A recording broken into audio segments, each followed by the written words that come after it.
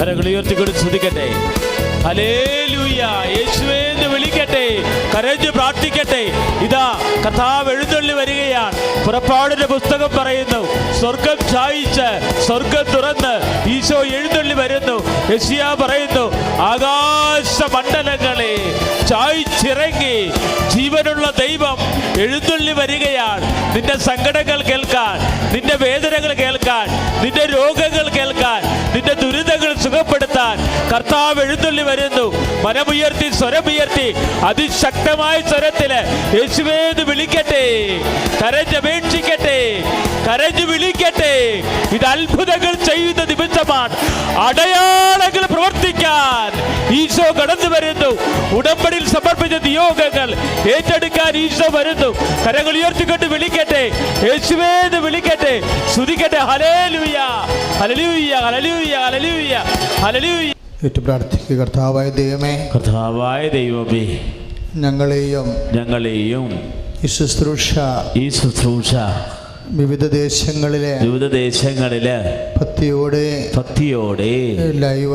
ലൈവായി പങ്കെടുക്കുന്ന എല്ലാവരുടെ മേലും കർത്താവിന്റെ വലിയ കാരുണ്യം ചൊരിയട്ടെ. പരിശുദ്ധമേ ദേവമാതാവേ, എല്ലാ മക്കൾക്ക് വേണ്ടി മാധ്യസ്ഥം വഹിക്കണമേ. ഹല്ലേലൂയ, ഹല്ലേലൂയ, ഹല്ലേലൂയ. കരങ്ങൾ ഉയർത്തിക്കൊണ്ട് സ്തുതിക്കട്ടെ, അതിശക്തമായി സ്തുതിക്കട്ടെ. യേശുവേ എന്ന് വിളിക്കട്ടെ. കർത്താവേ, ഇപ്പോൾ പ്രോഗ്രാം കണ്ടുകൊണ്ടിരിക്കുന്ന മക്കളുടെ നിയോഗങ്ങള് രാജ്യത്തിന്റെ വിവിധ കോണുകളിൽ ഇരുന്നു കൊണ്ട് നിയോഗങ്ങൾ അർപ്പിക്കുന്നവന്റെ അത്ഭുതങ്ങൾ പ്രവർത്തിക്കണമേ. തത്സമയ അത്ഭുതം പ്രവർത്തിക്കണമേ. പരിശുദ്ധ പരമകാരുണ്യമേ, എന്നേരവും ആരാധന. പരിശുദ്ധ പരമകാരുണ്യമേ, എന്നും എന്നേരവും ആരാധന. എന്നും എന്നേരവും ആരാധന. എന്നും എന്നേരവും ആരാധന. എന്നും എന്നേരവും ആരാധന. എന്നും എന്നേരവും ആരാധന. കരങ്ങൾ ഉയർത്തിക്കൊണ്ട് സ്തുതിക്കട്ടെ. ഹല്ലേലൂയ.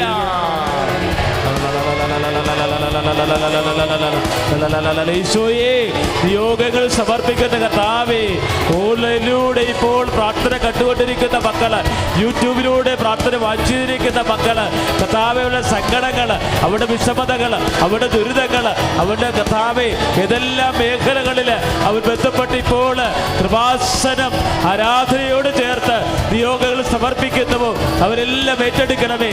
ഹല്ലേലൂയ. യേശുവേ ആരാധന. ഹല്ലേലൂയ, ഹല്ലേലൂയ, ഹല്ലേലൂയ, ഹല്ലേലൂയ, ഹല്ലേലൂയ, ഹല്ലേലൂയ, ഹല്ലേലൂയ. കരങ്ങളടിച്ചുകൊണ്ട് പിതാവേ, അങ്ങയെ ഞങ്ങൾ ആരാധിച്ചിടുന്നു. ചേർന്ന് പാടാം. യേശുവേ നാഥ, അങ്ങയെ ഞങ്ങൾ ആരാധിച്ചിടുന്നു. പരിശുദ്ധാത്മാവേ, അങ്ങയെ ഞങ്ങൾ ആരാധിച്ചിടുന്നു. പ്രിയേക ദൈവമേ, അങ്ങയെ ഞങ്ങൾ ആരാധിച്ചിടുന്നു.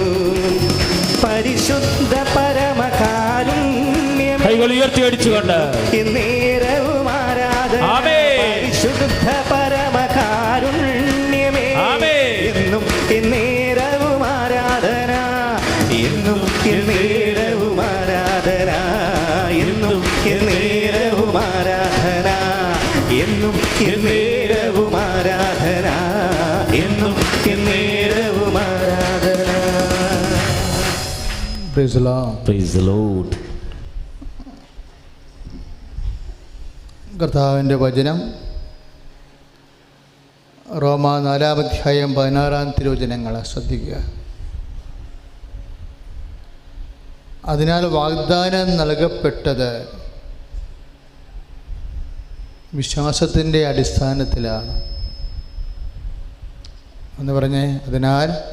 അതിനാൽ വാഗ്ദാനം നൽകപ്പെട്ടത് വിശ്വാസത്തിൻ്റെ അടിസ്ഥാനത്തിലാണ്. അപ്പോൾ വിശ്വാസം അതിൻ്റെ ആക്കത്തൂക്കം അനുസരിച്ച് ദൈവത്തിൻ്റെ വാഗ്ദാനത്തിൻ്റെ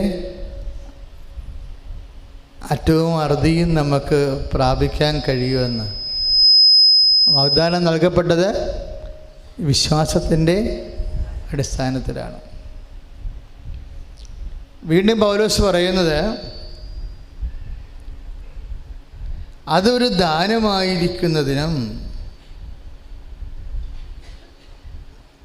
അങ്ങനെ അബ്രാഹത്തിൻ്റെ എല്ലാ സന്തതികൾക്കും, നിയമം ലഭിച്ച സന്തതികൾക്ക് മാത്രമല്ല, അബ്രാഹത്തിൻ്റെ വിശ്വാസത്തിൽ പങ്ക് ചേരുന്ന സന്തതികൾക്കും ലഭിക്കുമെന്ന് ഉറപ്പുണ്ടായിരിക്കുന്നതിന് വേണ്ടിയാണ്. അപ്പോൾ എബ്രാഹത്തെ പോലെ വിശ്വസിച്ചാൽ ദൈവത്തിൻ്റെ എന്ത് വാഗ്ദാനവും നമ്മൾക്ക് പ്രാപിക്കാൻ കഴിയുമെന്ന്. സാക്ഷ്യങ്ങളുടെ പോക്ക് കണ്ടില്ലേ?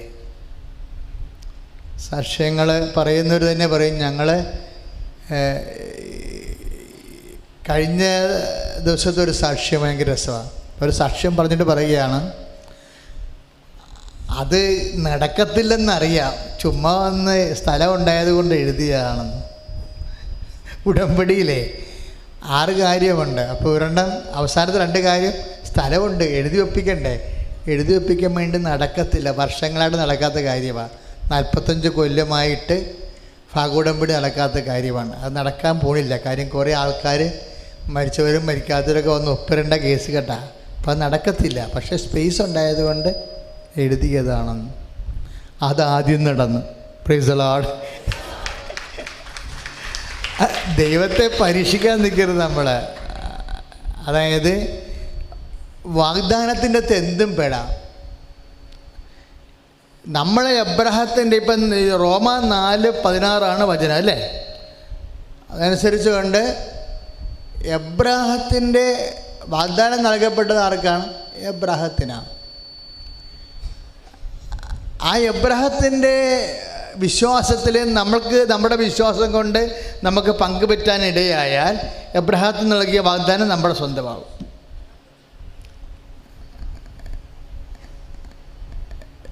ദൈവത്തിൻ്റെ ഏറ്റവും വലിയ വാഗ്ദാനം എന്താ? ദൈവത്തിൻ്റെ ഏറ്റവും വലിയ വാഗ്ദാനം എന്താണ്? പറ. രക്ഷകൻ. ഈശോയാണ് ഏറ്റവും വലിയ ദൈവത്തിൻ്റെ വാഗ്ദാനം. ഇപ്പം ഇസഹാക്ക് പോലും വിറകൻ ചുമന്നുകൊണ്ടല്ലേ പോണത് അപ്പൻ്റെ പുറകെ, അല്ലേ? അതും ഒരു പ്രോട്ടോടൈപ്പാണ്. എന്തിൻ്റെ? വരാൻ പോകുന്ന രക്ഷകൻ വിറകും ചുമന്നുകൊണ്ട് കാൽവരിയിൽ പോയി ബലിയായി തീരാൻ പോകുന്നതിൻ്റെ ഒരു പ്രോട്ടോടൈപ്പാണ് ഇസഹാക്ക്. തൻ്റെ ഒന്നിലൊരു മകൻ, ദൈവത്തിൻ്റെ ഒന്നിലൊരു മകൻ കാൽവരിയിൽ രക്ഷയ്ക്ക് വേണ്ടി ബലിയർപ്പിക്കുന്നതിൻ്റെ പ്രോട്ടോടൈപ്പ്, മുൻരൂപങ്ങളാണ് ബൈബിൾ മുഴുവനും കാണുന്നത്. അപ്പോൾ ദൈവത്തിൻ്റെ ഏറ്റവും വലിയ വാഗ്ദാനം എന്താ? സ്വരത്തിൽ പറ. രക്ഷകൻ യേശുക്രിസ്തുവാണ്. ഈ യേശുക്രിസ്തുവിനെ നൽകിയവൻ, ഒന്നിട്ട് പറഞ്ഞേ, യേശുക്രിസ്തുവിനെ നൽകിയവൻ അവനോട് കൂടെ സമസ്തവും നമ്മൾക്ക് നൽകുകയില്ലേ? അതും ഒരു വചനമാണ്. 8:31 റോമ 8:31 വായിച്ച്. ഇതിനെക്കുറിച്ച് നാം എന്താണ് പറയേണ്ടത്? ദൈവം നമ്മുടെ പക്ഷത്തെങ്കിൽ ആര് നമുക്ക് എതിർ നിൽക്കും? സ്വപുത്രനെപ്പോലും ഒഴിവാക്കാതെ നമുക്കെല്ലാവർക്കും വേണ്ടി അവനെ ഏൽപ്പിച്ചു തന്നവൻ അവനോടുകൂടി സമസ്തവും നമ്മൾക്ക് നൽകുകയില്ലേ? ഇപ്പം നമുക്ക് എല്ലാവർക്കും വേണ്ടിയെന്നല്ലേ പറഞ്ഞിരിക്കണത്, അല്ലേ? ഞാൻ വായിച്ച വചനം റോമ 8:32. നമുക്ക് എല്ലാവർക്കും വേണ്ടി. ഇപ്പോൾ ഒരു ഹൈന്ദവ സഹോദരി ഇവിടെ സാക്ഷ്യം പറഞ്ഞില്ലേ? 4 കാര്യം അവർ പറഞ്ഞു. 4 കാര്യവും ഉടമ്പടി നേടിയതിന് ശേഷമാണ് അവർ പറയണത് ഞാനൊരു ഹൈന്ദവ വിശ്വാസിയാണെന്ന്. അങ്ങനൊരു വിശ്വാസം ഇല്ല. എന്താ കാര്യം? ഹൈന്ദവ വിശ്വാസി, മുസ്ലിം വിശ്വാസി അങ്ങനെയല്ല, ദൈവവിശ്വാസിയാണ്. ദൈവവിശ്വാസിയിൽ തന്നെ യേശു രക്ഷകനാണെന്ന് വിശ്വസിക്കുന്ന വിശ്വാസിയാണ്. ആ വിശ്വാസിക്കാണ് ബൈബിൾ വാഗ്ദാനങ്ങൾ നിറവേറണത്. ദൈവം നമ്മുടെ പക്ഷത്താണെങ്കിൽ അപ്പോൾ ദൈവത്തെ നമ്മുടെ പക്ഷത്താക്കാനാണ് ഈ ഉടമ്പടിയിൽ നമ്മൾ ഒരു ധ്യാനം കൂടത്തില്ലേ, ഇല്ലേ? ഇപ്പോൾ ധ്യാനം കൂടുന്നില്ലേ? എന്തിനാണ്? വചനം അറിയുമ്പോൾ ദൈവത്തെ നമ്മുടെ പക്ഷത്താക്കാൻ പറ്റും. റോമ 8:31 ദൈവം നമ്മുടെ പക്ഷത്താണെങ്കിൽ, പറഞ്ഞേ, ദൈവം നമ്മുടെ പക്ഷത്താണെങ്കിൽ ആര് നമുക്കെതിരെ നിൽക്കും? ആര് നമുക്കെതിരെ നിൽക്കും? അതുകൊണ്ടാണ് റിജക്റ്റായ വിസയൊക്കെ പിന്നെ കമ്പനി തന്നെ തിരിച്ചു വിളിക്കുന്നത്. ആർക്കും എതിരെ നിൽക്കാൻ പറ്റത്തില്ല. ഒരു കമ്പനിയുടെ സിഒയ്ക്കും നമുക്കെതിരെ നിൽക്കാൻ പറ്റത്തില്ല. ഒരു കമ്പനിയുടെ സിഒയ്ക്കും എതിരെ നിൽക്കാൻ പറ്റത്തില്ല. ഒരു ഗവൺമെൻറ് ലോയ്ക്കും എതിരെ നിൽക്കാൻ പറ്റത്തില്ല. നിങ്ങൾക്ക് വേണ്ടി മാത്രം വേണമെങ്കിൽ രാജ്യത്തെ നിയമം ചെയ്ത് കളയും. പൊട്ടന്മാരായ യുക്തിവാദികൾ ഇത് കേൾക്കുമ്പോൾ അവർക്ക് ഈ മനുഷ്യൻ എന്താ ഇങ്ങനെയൊക്കെ പറയണമെന്ന്. അതായത് ഇത് വിശ്വാസമായത്. വിശ്വാസം ആരിലുള്ള വിശ്വാസം? സത്യദൈവത്തിലുള്ള വിശ്വാസമാണ്. ഇത് കിട്ടണത് തന്നെ ഒരു ഭാഗ്യമാണ് ഒരു മനുഷ്യൻ്റെ. ഇപ്പം ചില ആൾക്കാർക്ക് നിങ്ങളുടെ വീട്ടിലൊക്കെ ഇരുന്നുകൊണ്ട് യുക്തിവാദമൊക്കെ പറയത്തില്ലേ, ചൂലും കെട്ടിട്ട് തല്ലി ഓടിക്കണം. എന്താ കാര്യം എന്നറിയാമോ? അവന് കർത്താവിൻ്റെ ഒരു വിശ്വാസം കിട്ടില്ലല്ലോ. അപ്പം വിശ്വാസം കിട്ടില്ല, എന്താ പറ്റണം? നിത്യത പോയില്ലേ? നിങ്ങൾക്ക് നിങ്ങളുടെ മക്കളാണെങ്കിലും ശരി, എന്നാ പഠിച്ചിരിക്കണത്? ഈ ഊർജ്ജതന്ത്രവും അതുപോലെ തന്നെ രസതന്ത്രവും ഇങ്ങനെ ഓരോ തന്ത്രം പഠിച്ചിട്ട് വല്ല കാര്യമുണ്ടോ? ആത്മാവ് നഷ്ടപ്പെട്ടാൽ ഈ തന്ത്രമൊക്കെ എന്ത് ചെയ്യും? ഒന്നും ചെയ്യാനില്ല. അല്ലെങ്കിൽ തന്നെ ഒരു തന്ത്രം കൊണ്ട് കാര്യം നടക്കത്തില്ല. ഇപ്പം ഈ പ്രളയത്തിൻ്റെ വിഷയം തന്നെ വന്നില്ലേ? ഇപ്പം മുഖ്യമന്ത്രി എല്ലാവരോടും ഒരു മാസത്തെ ശമ്പളം ചോദിച്ചിരിക്കുക. 20,000 കോടി രൂപ വേണം നമ്മൾക്കിതൊന്ന് റിപ്പയർ കേരളം റിപ്പയർ ചെയ്യണമെങ്കിൽ. ഞാൻ പറയണത് മുഖ്യമന്ത്രിക്ക് 1,00,000 കോടി രൂപ കിട്ടാൻ പ്രാർത്ഥിക്കുക. 20,000 അല്ല. അത് നമ്മളെയൊക്കെ ആശ്വസിപ്പിക്കാൻ വേണ്ടി തൽക്കാലത്തിന് എന്തെങ്കിലും ചെയ്യാൻ പറ്റത്തും. കാര്യം ഇത് കൊണ്ടൊന്നും വിഷയം തീരത്തില്ല. കേരളം ഇനി ജീവിക്കാൻ പറ്റുന്ന രീതിയിലേക്ക് ഒരു 1000 കൊല്ലമൊക്കെ ജീവിക്കേണ്ട ഒരു അവസ്ഥയിലേക്ക് ഈ ജനത്തിനെ രണ്ടാമത് നമ്മുടെ തലമുറകളെ എല്ലാം കാണണ്ടേ? നമുക്ക് മാത്രം ജീവിച്ചാൽ പോരല്ലോ. ഇനി വരാൻ പോകുന്ന മുഴുവൻ തലമുറകളെയും ഇവിടെ വെള്ളപ്പൊക്കത്തിൽ നിന്നായാലും കടൽ കയറ്റത്തിൽ നിന്നായാലും രക്ഷപ്പെടുത്തണം. അതിനുള്ള മാസ്റ്റർ പ്ലാൻ എന്ന് പറയാൻ പറ്റത്തില്ല. അതിനുള്ള ഒരു അതായത് ഒരു സഹസ്രാബ്ദ പ്ലാനുകളാണ് ഉണ്ടാകേണ്ടത്. ഇപ്പം കടലിൽ കയറാതിരുന്ന കൊണ്ടാണ് നമ്മൾക്കൊക്കെ പോയി കിഴക്കുള്ള ആൾക്കാരെ രക്ഷിക്കാൻ പറ്റിയത്. കടൽ കയറി നമ്മളെന്ത് ചെയ്തേനാ? ഒന്നും ചെയ്യാൻ പറ്റത്തില്ല. കടൽ കയറാൻ പറ്റത്തില്ലെന്നൊന്നും പറയാൻ പറ്റത്തില്ല.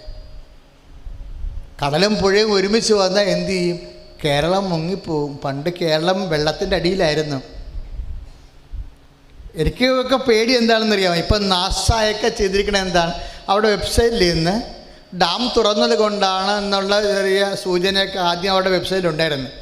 പിന്നെ അത് അത്ര ശാസ്ത്രീയമായിട്ട് ശരിയല്ലാത്തത് കൊണ്ട് അവരുടെ തൽക്കാലം വെബ്സൈറ്റിൽ നിന്ന് മാറ്റി. എന്നിട്ട് ഇപ്പോൾ അവർ പറഞ്ഞത് എന്താണ്? അതിവൃഷ്ടി കൊണ്ടാണെന്നാണ്. അതിവൃഷ്ടി കൊണ്ടാണെന്നുള്ളത് ശാസ്ത്രീയമായിട്ട് തെളിയിച്ച് കഴിഞ്ഞാൽ പിന്നെയാണ് നമ്മളുടെ പങ്കപ്പാടും കുരിശും വരാൻ പോണത്. അതിവൃഷ്ടി എപ്പോഴും സംഭവിക്കാം. കേരളം പണ്ട് അതിവൃഷ്ടി എന്നുണ്ടായ സാധനമാണ്. സഖ്യപർവ്വതവും അതിനോട് ബന്ധപ്പെട്ട ഉപ്പുതറ, കുറച്ച് ഇടുക്കി, ആ ജില്ലകളൊക്കെയാണ് ആദ്യം ഉണ്ടായിരുന്നത്. ആ ഇടുക്കി ഇന്ന് കാണുന്ന ഇടുക്കിയല്ല. ഇടുക്കി സഖ്യപർവ്വതത്തിൻ്റെ ഒപ്പം ഉയരമുണ്ടായിരുന്ന ഇടുക്കി ഉണ്ടായിരുന്നു. അതിൻ്റെ മുകളിൽ ദശലക്ഷക്കണക്കിന് ഏക്കർ വനങ്ങളുണ്ടായിരുന്നു. ഇതുപോലെ പ്രകൃതിക്ക് ഭ്രാന്ത് വന്ന സമയത്ത് നിന്ന് പെയ്തവിടെ വർഷങ്ങളോളമൊക്കെ നിന്ന് പെയ്യുമായിരുന്നു പണ്ട്. ഇപ്പം 2 ദിവസമൊക്കെ നിന്ന് പെയ്യണത്. പണ്ട് വർഷങ്ങളോളം നിന്ന് പെയ്യുമായിരുന്നു. 7000 കൊല്ലം മുമ്പ് വർഷങ്ങളോളം നിന്ന് പെയ്യുമായിരുന്നു ഈ പദ്ധതി പ്രദേശങ്ങളിൽ. അപ്പോഴെന്ത് പറയും? അവിടെ പെയ്തിറങ്ങിയിട്ട് മലയും മണ്ണ് ഒലിച്ച് തള്ളി പുഴയായി കരയായി കേരളം. കടലങ്ങനെ മാറുന്നത് കണ്ടിട്ടില്ലേ? ഉപ്പുതറ തൊട്ട് മാറുകയല്ലേ? ഉടുപ്പുതറ, കടപ്പുറ എന്നൊക്കെ പറഞ്ഞത് ഇവിടെ നിരണത്തായങ്ങോട്ടാണ്. ഉപ്പുതറ ഇവിടെ ഇടുക്കിയിലാണ്. അവിടെ ഉപ്പുണ്ടാകാൻ കാര്യം എന്താ? കടലായിരുന്നു. അപ്പം അങ്ങനെ തള്ളി കര തള്ളി ഇവിടെ കടക്കരപ്പള്ളി വരെ വന്നു. ഇതിനകത്ത് കടത്തുരുത്തി അങ്ങനെ വെച്ചൂര് വൈക്കം ഇങ്ങനെ വെച്ച് വെച്ച് വെച്ച് വെച്ച് പോരുകയില്ല. ഈ പരിപാടിയാണ് ഇപ്പം തുടങ്ങിയിരിക്കണമെന്നുണ്ടെങ്കിൽ ഈ വിഷയമൊന്നും ഇവിടെ അങ്ങ് അവസാനിക്കത്തില്ല. 20,000 കോടിക്ക് അവസാനിക്കത്തില്ല. ഈ ജനത്തിന് ഈ ഭൂമി ജീവിക്കണമെന്നുണ്ടെങ്കിൽ, വെള്ളം തൊടാതെ ജീവിക്കണമെന്നുണ്ടെങ്കിൽ, വെള്ളം കൃത്യമായിട്ട് ഒഴുകിപ്പോകാനുള്ള രാജഭരണകാലത്തുണ്ടായിരുന്ന മുഴുവൻ തോടുകൾ, രാജാക്കന്മാർ ഭരിക്കണ കാലത്ത് പ്രളയത്തിൻ്റെ 8 കളിയായിരുന്നു ഇവിടെ. അത് കാരണം അവർ തലങ്ങും വിലങ്ങും മുഴുവൻ തോടുകളുണ്ടാക്കി.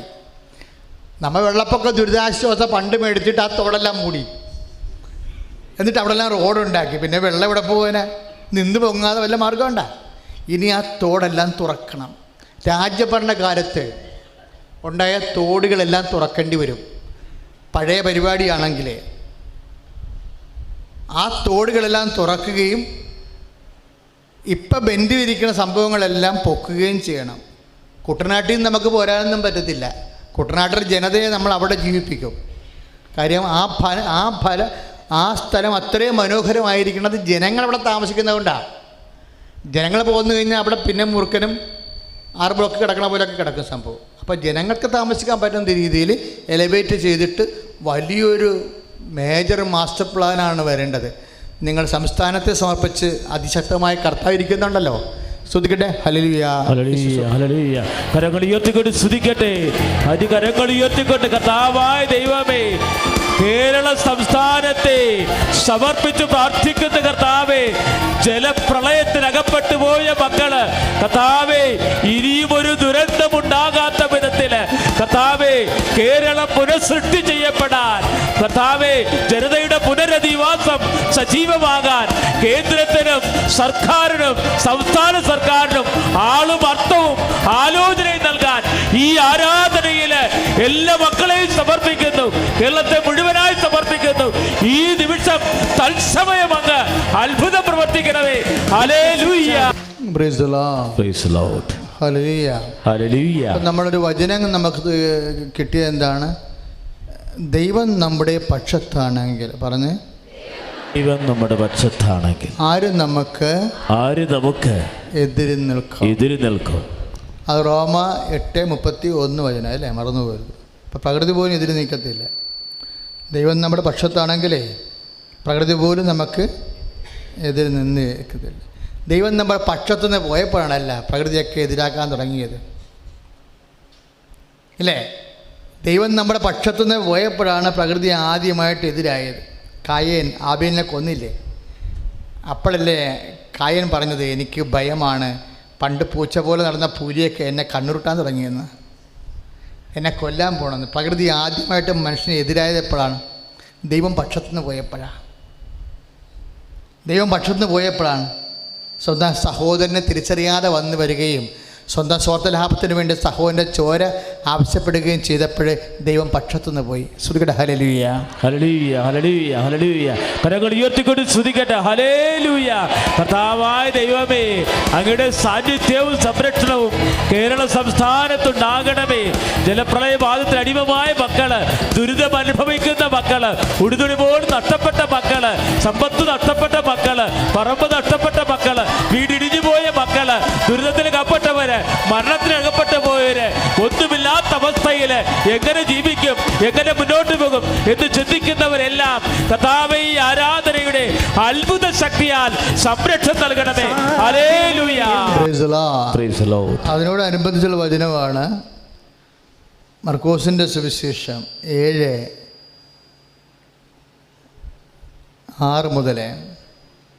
മർക്കോസിൻ്റെ സുവിശേഷം 7:6. ഈ ജനം അധരങ്ങൾ കൊണ്ട് എന്നെ ബഹുമാനിക്കുന്നു. പ്രൈസ് ദി ലോർഡ് എന്ന് പറഞ്ഞ ഈ ജനം അധരം കൊണ്ട് എന്നെ ബഹുമാനിക്കുന്നു. എന്നാൽ അവരുടെ ഹൃദയം എന്നിൽ നിന്ന് വിദൂരത്താണ്. എങ്ങനെയാണ് ദൈവം നമ്മുടെ പക്ഷത്തുനിന്ന് പോണത്? നമ്മളെന്താ റോമ 8:31 കണ്ടത്? ദൈവം നമ്മുടെ പക്ഷത്താണെങ്കിൽ, പറഞ്ഞേ, പക്ഷത്താണെങ്കിൽ ആരും നമുക്കെതിരെ നിൽക്കും. അപ്പോൾ പ്രകൃതിക്ക് പോലും നമുക്കെതിരെ നിൽക്കാൻ പറ്റും, നമുക്ക് നമ്മുടെ എതിര് വരത്തില്ല. പക്ഷേ ദൈവത്തെ പക്ഷത്തുനിന്ന് പോണത് എപ്പോഴാണ്?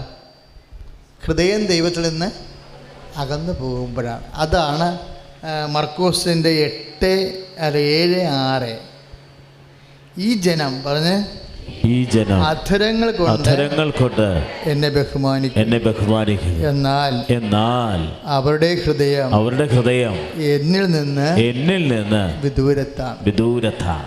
ഇപ്പം ഹൃദയം വിദൂരമാകുമ്പോഴുണ്ടാകുന്ന കുഴപ്പം എന്താണെന്നറിയാമോ? ദൈവം പക്ഷത്തുനിന്ന് പോകും. അപ്പോൾ പിന്നെ എല്ലാവരും കയറി മെയ്യാൻ തുടങ്ങും. വെള്ളപ്പൊക്കമായാലും കൊടുങ്കാറ്റായാലും പേമാരി ആയാലും എല്ലാം വന്ന് മെയ്യാൻ തുടങ്ങും ദൈവം പക്ഷത്തുനിന്ന് പോകുമ്പോൾ. ഈ പ്രളയം മുഴുവനും ഉണ്ടായിട്ട് 576 കോടി രൂപയുടെ മദ്യം നമ്മൾ ഓണത്തിന് കുടിച്ച്, പ്രളയം മുഴുവനും ഉണ്ടായിട്ട് ഓരോരുത്തരും തുരുത്തി താമസിക്കുകയാണ്. എന്നിട്ട് പോയി നീന്തിപ്പോയി കുടിച്ച് കഴിയും. എന്നിട്ടും കണ്ടവരുടെയൊക്കെ അത് കായ് നീട്ടുകയാണ്. ഞങ്ങൾക്ക് കിട്ടിയത് കുടിച്ച് തീർത്ത് നിങ്ങളിങ്ങോട്ട് താന്ന്. നാണം കെട്ട പരിപാടിയാണ്.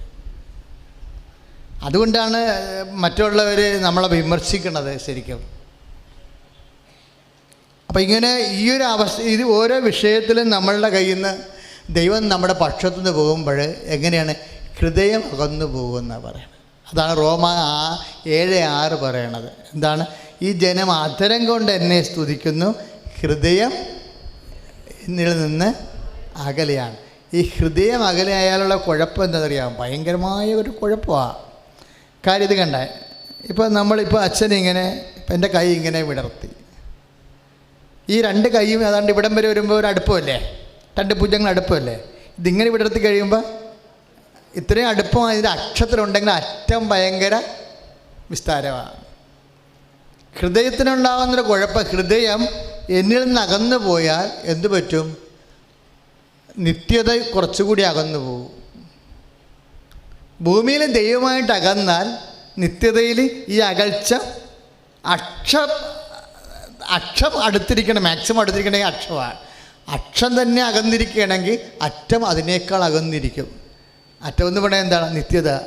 അതുകൊണ്ട് ലാസറിനോട് പറയണില്ലേ, ഞങ്ങൾക്കും നിങ്ങൾക്കും ഇടയിലുള്ളത് മഹാഗർത്തമാണ്, മഹാകൽച്ചയാണ്. ലാസർ ഭൂമിയിൽ ജീവിച്ചപ്പോൾ ദൈവത്തിൽ നിന്ന് അകന്ന് ജീവിച്ച ആളാണ്, ഹൃദയം അകന്നു പോയ ആളാണ്. ആ അകൽച്ച, ഈ ഭൂമിയിൽ തുടങ്ങണ അകൽച്ച നിത്യതയോളം തുടരുകയാണ്. അങ്ങനെ അതുകൊണ്ടാണ് ലൂക്കായുടെ സുവിശേഷം 16-ാം അധ്യായം. ഹല്ലേലൂയ ഹല്ലേലൂയ ഹല്ലേലൂയ ഹല്ലേലൂയ ഹല്ലേലൂയ ഹല്ലേലൂയ. യേശുവേ നന്ദി കർത്താവേ, സ്തോത്രം ദൈവമേ. ഹല്ലേലൂയ ഹല്ലേലൂയ ഹല്ലേലൂയ ഹല്ലേലൂയ. ലൂക്കായുടെ സുവിശേഷം 16:26. ലാസറും ധനവാൻ ഇവിടെ ജീവിച്ചു, ലാസറിനെ ഗവനിക്കാതെ ജീവിച്ചു. ഇവിടെ തന്നെ ധനവാൻ ജീവിച്ചത് എങ്ങനെയാണ്? ലാസറിനെ ഗവനിക്കാതെയാണ് ജീവിച്ചത്. നമുക്ക് ആരെയും ഗവനിക്കാതെ ഇന്ന് ജീവിക്കാൻ പറ്റത്തില്ല ഭൂമിയിൽ. കർത്താവ് പറഞ്ഞിട്ടുണ്ട്, ഗവനിക്കാതെ ആരെയും. ഇപ്പോൾ ദുബായിൽ നിന്നും അതുപോലെ തന്നെ സ്വിറ്റ്സർലൻഡിൽ നിന്നുമൊക്കെ വിളിച്ച് പോലീസ് സ്റ്റേഷനിൽ മക്കൾ പപ്പായെ രക്ഷിക്കൂ, മമ്മിയെ രക്ഷിക്കൂ എന്നൊക്കെ പറഞ്ഞ് വിളിച്ച് പറയുകയല്ലേ. അപ്പോൾ ഫേസ്ബുക്കിൽ വന്നത് എന്താണ്? പപ്പായോട് ആദ്യം അയൽക്കാരെ സ്നേഹിക്കാൻ പറയാൻ. പപ്പായെ രക്ഷിക്കൂ, മമ്മിയെ രക്ഷിക്കൂ എന്നും പറഞ്ഞ് ഓരോ രാജ്യങ്ങളിൽ നിന്ന് ഇങ്ങോട്ട് വിളിച്ച് പറയുകയാണ്. അപ്പോൾ ഇവിടുന്ന് തിരിച്ച് പറയണത് എന്താണ്? നിങ്ങൾ ഈ പപ്പായ ആരാണ് ഞങ്ങൾക്കറിയാൻ പാടില്ല, മമ്മി ആരാണ് ഞങ്ങൾക്കറിയാൻ പാടില്ല, നിങ്ങൾ എവിടെയാണ് താമസിക്കുന്നത് നിങ്ങൾക്ക് അറിയാൻ പാടില്ല. എല്ലാം കൂടി വന്ന് ക്യാമ്പിലിരിക്കുമ്പോൾ നിങ്ങളുടെ വീട് എവിടെ? ഞങ്ങളുടെ വീട് മറ്റേ പോലീസ് സ്റ്റേഷൻ. അയ്യോ, അത് ഞങ്ങളുടെ വീടാണല്ല എന്ന്. ഇവരുടെ വീട് അടുത്തടുത്താണ്, പക്ഷെ തമ്മിലറിയാൻ പാടില്ല. കാർട്ടൂണിലൊക്കെ വന്നിരിക്കേണ്ട നിസ്സാര കാര്യമല്ല, സത്യമായിട്ട് അറിയാൻ പാടില്ല അങ്ങോട്ടും ഇങ്ങോട്ടും. അപ്പം അങ്ങനെ വരുമ്പോൾ അറിയാൻ പാടില്ലാതെയാണ് ഇവിടെ ജീവിക്കണത്. ലാസ്റ്ററിനും ധനവാനം പോലെ തന്നെയാണ് ജീവിക്കണത്. അതുകൊണ്ടാണ് അങ്ങോട്ടും ഇങ്ങോട്ടും ഞങ്ങൾക്ക് നിങ്ങൾക്ക് ഇടയിൽ ഗർത്തം വന്നല്ലോ എന്ന് പറഞ്ഞു. അപ്പം ഇവിടെ അറിഞ്ഞ് ജീവിക്കാൻ വേണ്ടി നമുക്ക് ഒരു അവസരം കൂടി ദൈവം തന്നിരിക്കുക. ഇനിയെങ്കിലും പഴയതൊക്കെ മനസ്സിലാക്കിയിട്ട് മനുഷ്യത്വത്തോടു കൂടി ജീവിച്ച് ദൈവത്തിൻ്റെ മക്കളാണെന്ന രീതിയിൽ സ്നേഹിച്ച് ജീവിച്ച ഈ പ്രളയമൊക്കെ നമുക്ക് ഒഴിവാക്കാൻ പറ്റും. ഇതൊക്കെ വിളിച്ച് വരുത്തിയതാണ്. ഗാഡ്ഗിൽ പറഞ്ഞ പോലെ അച്ഛൻ പറയണതല്ല. ഗാഡ്ഗിലിൻ്റെ രീതിയിലുള്ള ശാസ്ത്രീയമായ പരിസ്ഥിതി പറയുകയാണ്. ശരിയാണോ തെറ്റാണോ? It is not proven. ഇപ്പം ഇങ്ങനെ വിഷയം ഉണ്ടായപ്പോൾ എല്ലാവരും അത് അന്ന് ഞാൻ പറഞ്ഞല്ലേ അങ്ങനെ ഞാൻ പറഞ്ഞല്ലേ എന്ന് പറഞ്ഞില്ലേ. അതിനെക്കുറിച്ചൊന്നും ഇനി ശാസ്ത്രീയമായ പഠനങ്ങൾ വരേണ്ടതാണ് കൂടുതൽ. ഇപ്പോൾ ഉണ്ടായ പ്രളയം മുഴുവനും പരിസ്ഥിതി പ്രശ്നമാണെന്ന് നമുക്കൊന്നും പറയാൻ പറ്റത്തില്ല. പക്ഷെ അതല്ല പ്രശ്നം. ഉണ്ടായ വിഷയങ്ങളെ സംബന്ധിച്ചിടത്തോളം അഭിഷിക്തൻ്റെ ഒരു കണ്ണോടുകൂടി നോക്കുമ്പോൾ അത് വേറെ വിഷയമാണ്. എന്താ കാര്യം? ഇത് മാൻമെയ്ഡാണ്. അതായത് മനുഷ്യരാശിയിൽ ദൈവത്തിൻ്റെ സംരക്ഷണം മനുഷ്യനെ അറിഞ്ഞില്ലെങ്കിൽ ദൈവത്തിൻ്റെ പേരിൽ ആ സ്നേഹവും ഒക്കെ മാറിപ്പോയി. അവനവനവനവൻ്റെ ലോകത്ത് ഇപ്പം 3-ാം നിലയിലൊക്കെ വെള്ളം കയറിയെന്ന് പറഞ്ഞില്ലേ? 3-ാം നില, നിങ്ങൾ 3-ാം നില ഒന്ന് കയറി നോക്കിക്കേ. അവിടെ 3-ാം നില ഉണ്ടാക്കണമെന്ന് പറഞ്ഞത് ആരാ?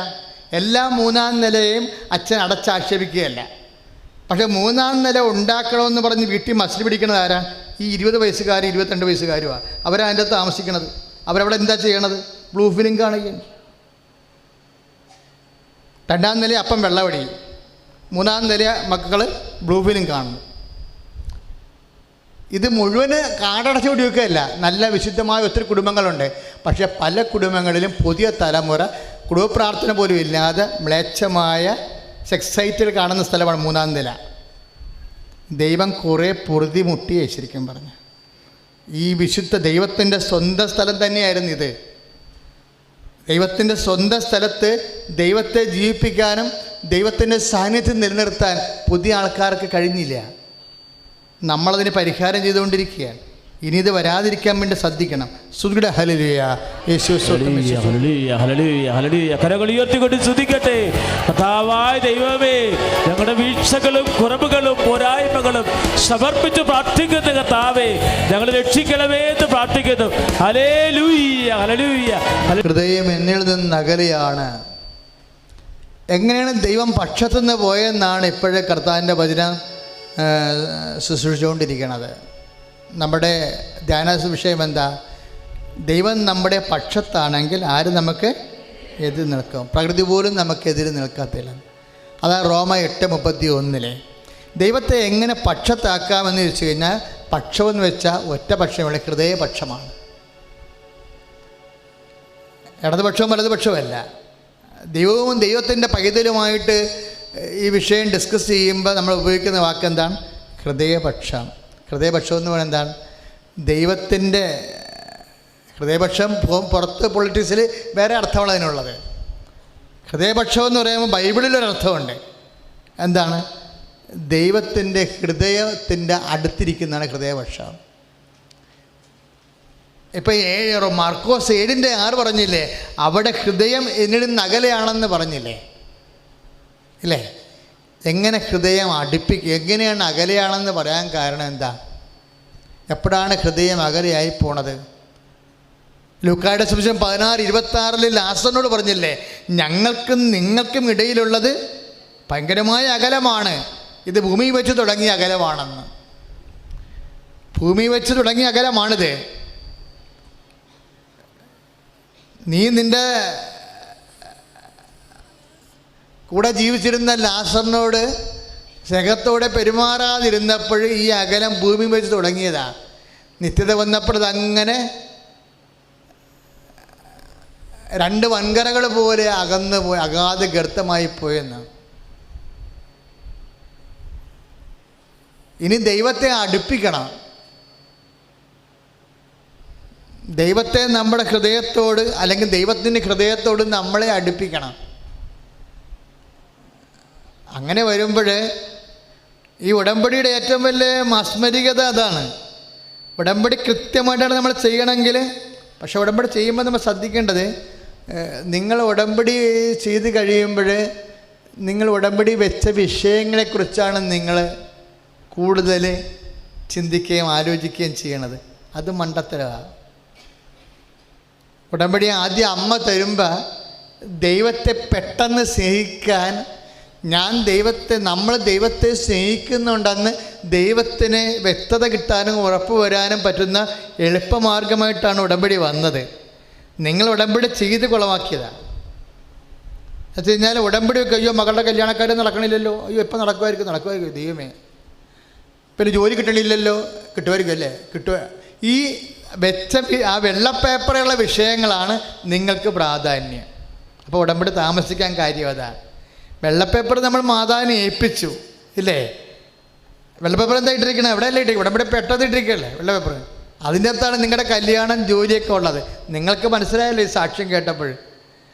ലോകത്തൊരുവിടത്തും കേൾക്കാത്ത സാക്ഷ്യങ്ങളാണ് നമ്മൾ കേൾക്കുന്നത്. നീ പോ, നീ സാക്ഷ്യം പറയാൻ വന്നാൽ മതിയെന്ന് പറഞ്ഞാൽ എന്താണ്? ഉടമ്പടി ബലത്തിൽ പറയണതാണത്. നീ പോ, നിനക്ക് കൊച്ചിനൊക്കെ തന്നിരിക്കണേ എന്നല്ലേ പറയണത്. അതെന്താണ്? ആ സമയത്ത് ഈ വരുന്ന ആൾക്കാരൊക്കെ ഒന്നും നമുക്കറിയത്തില്ല.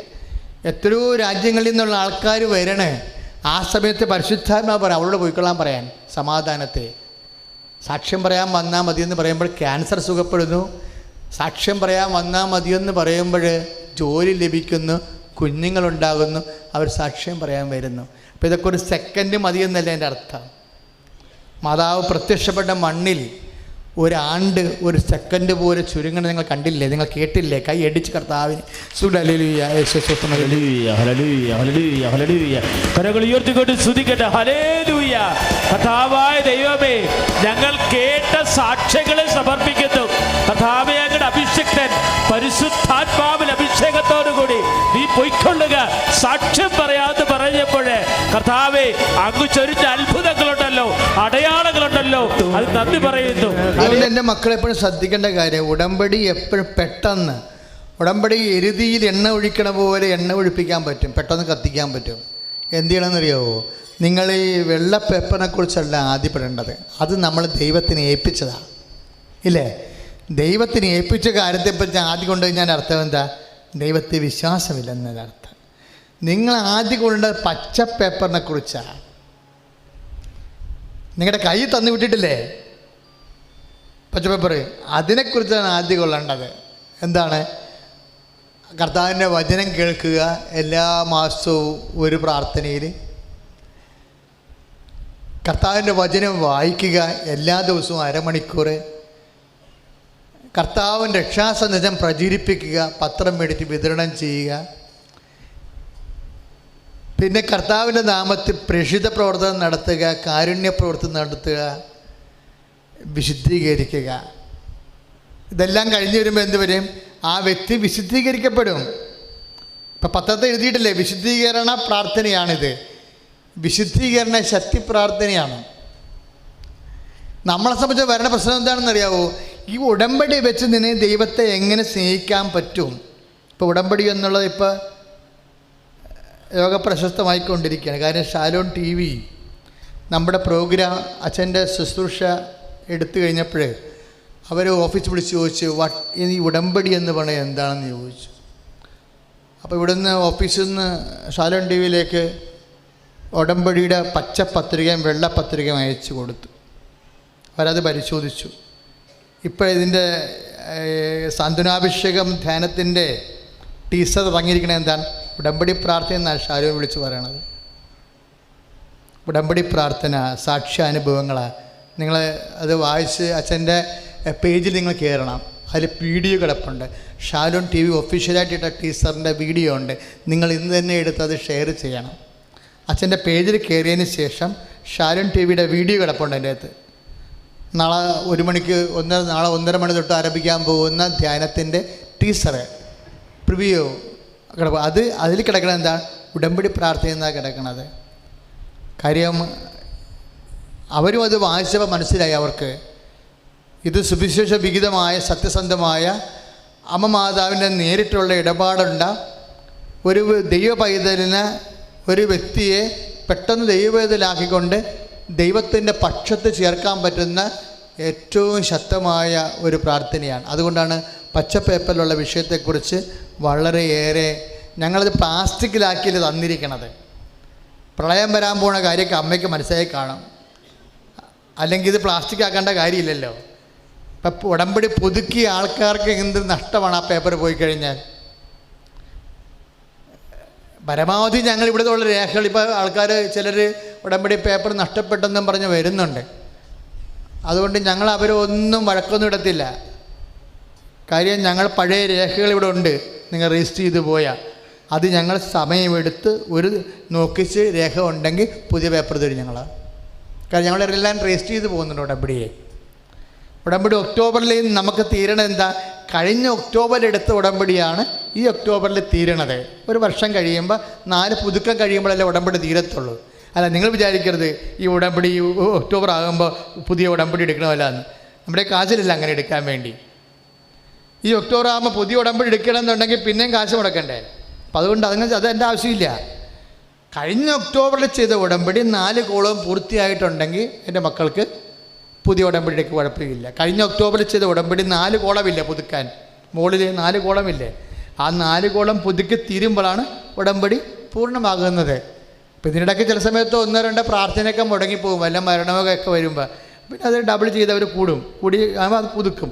ആ 4 കോളവും പുതുക്കി കഴിയുമ്പോഴാണ് ഉടമ്പടി പൂർണ്ണമാകുന്നത്. ഇപ്പോൾ കഴിഞ്ഞ ഒക്ടോബറിൽ ചെയ്ത ആൾക്കാർ 4 കോളവും പുതുക്കി ഒക്ടോബറിൽ എത്തുമ്പോൾ അവർക്ക് വേണമെങ്കിൽ പുതിയ ഉടമ്പടി എടുക്കാം. മറ്റുള്ളവരാരും പുതിയ ഉടമ്പടി എടുക്കണ്ട. ഇപ്പം നിലവിലുള്ള ഉടമ്പടി തന്നെ മതിയാവും.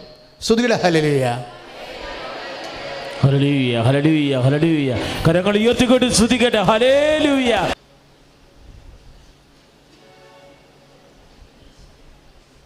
അച്ഛനോട് ചേർന്ന് പ്രാർത്ഥിക്കുക. കർത്താവായ ദൈവമേ, റോമാ 4:16 അനുസരിച്ച് ഞങ്ങളുടെ വിശ്വാസത്തിന്റെ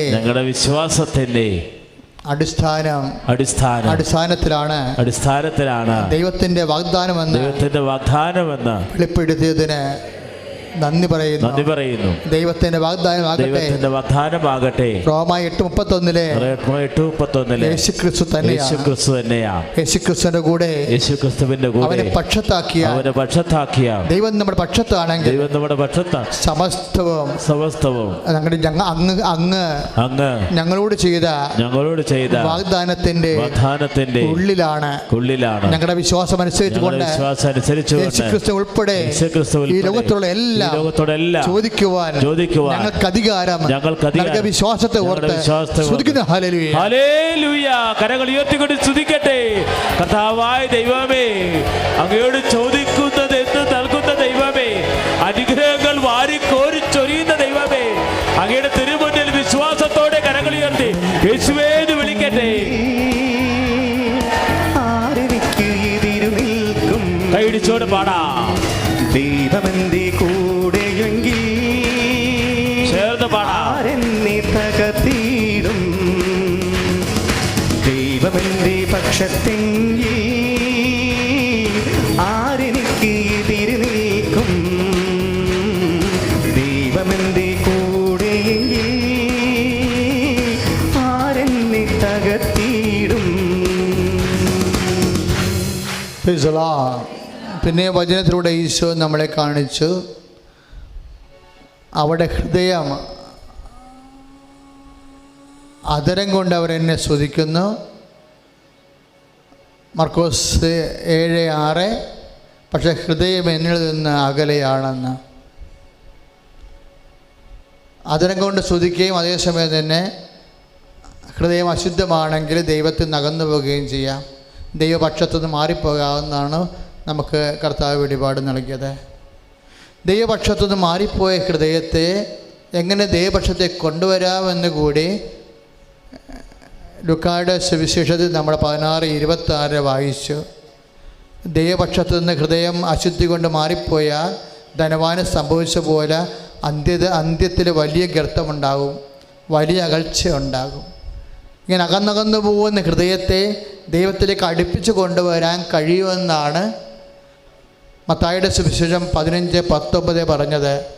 ദുശ്ചിന്തകൾ, കൊലപാതകം, വ്യഭിചാരം, ആസക്തി, അക്രമം, കൊലപാതകം എല്ലാം ഹൃദയത്തിൽ നിന്നാണ് വരണതെന്ന്. അതാണ് മനുഷ്യനെ അശുദ്ധനാക്കുന്നത്, അകത്തിക്കളയണമെന്ന്. ഇങ്ങനെയുള്ള മ്ലേച്ഛപാപങ്ങളെ വെറുത്തുപേക്ഷിച്ചാൽ, ഹൃദയത്തെ വിശുദ്ധിയാൽ, ദൈവസ്നേഹത്താൽ, ഉപവിയാൽ നിറച്ചാൽ വീണ്ടും ഹൃദയപക്ഷത്തിലേക്ക് ദൈവത്തെ നമുക്ക് കൊണ്ടുവരാൻ കഴിയും. ദൈവം നമ്മുടെ പക്ഷത്താകുന്ന രീതിയിൽ നമുക്ക് നമ്മുടെ ഉടമ്പടി പ്രാർത്ഥനയുടെ ജീവിതക്രമം, ഉടമ്പടി പ്രാർത്ഥന ദൈവത്തെ ഹൃദയപക്ഷത്ത് കൊണ്ടുവരുന്ന ഒരു ജീവിതക്രമമാണ്. അതുകൊണ്ടാണ് അതിൻ്റെ സമയം തീരുമാനിക്കാൻ അമ്മയ്ക്ക് അധികാരമുണ്ടായിട്ടാണ് ഇവിടെ അനേകം മക്കൾ സാക്ഷ്യപ്പെടുത്തിയത്. അതുപോലെ പ്രാർത്ഥിക്കുക. കർത്താവായ ദൈവമേ, കർത്താവായ ദൈവമേ, ഞങ്ങൾക്കും വന്ന് സാക്ഷ്യപ്പെടുത്തി സാക്ഷിയായി ജീവിക്കുവാൻ ഞങ്ങളെ ഒരുക്കണമേ, അനുഗ്രഹിക്കണമേ. ഹല്ലേലൂയ, ഹല്ലേലൂയ. കരങ്ങൾ ഉയർത്തി സ്തുതിക്കട്ടെ. കർത്താവേ, ഞങ്ങളുടെ നിയോഗങ്ങളെല്ലാം ഇപ്പോൾ ദിവ്യ ആരാധന ചേർത്ത് പ്രാർത്ഥിക്കുന്നു. ഈ താരയിൽ വന്ന് അമ്മ പ്രത്യക്ഷപ്പെട്ട താരയിൽ വന്ന് സാക്ഷ്യം പറയുമാറ് തത്സമയ അത്ഭുതങ്ങള് പ്രവർത്തിക്കുന്നതിനെ ഓർത്ത് നന്ദി പറയുന്നു. ഹല്ലേലൂയ. പരിശുദ്ധപരമ ദിവ്യകാരുണ്യത്തിന് നേരവും ആരാധനയും സ്തുതിയും പുകഴ്ചയും ഉണ്ടായിരിക്കട്ടെ. മക്കളെ, ഇനി സന്തോഷമായിരിക്കുക. ഇരിക്കാനല്ല, രോഗസൗഖ്യ പ്രാർത്ഥനയുടെ സമയമാണ്. കാണുന്നവരെല്ലാം കാണാൻ പറ്റുന്ന രീതിയിൽ ദിവ്യകുർബാനയെ നോക്കുക.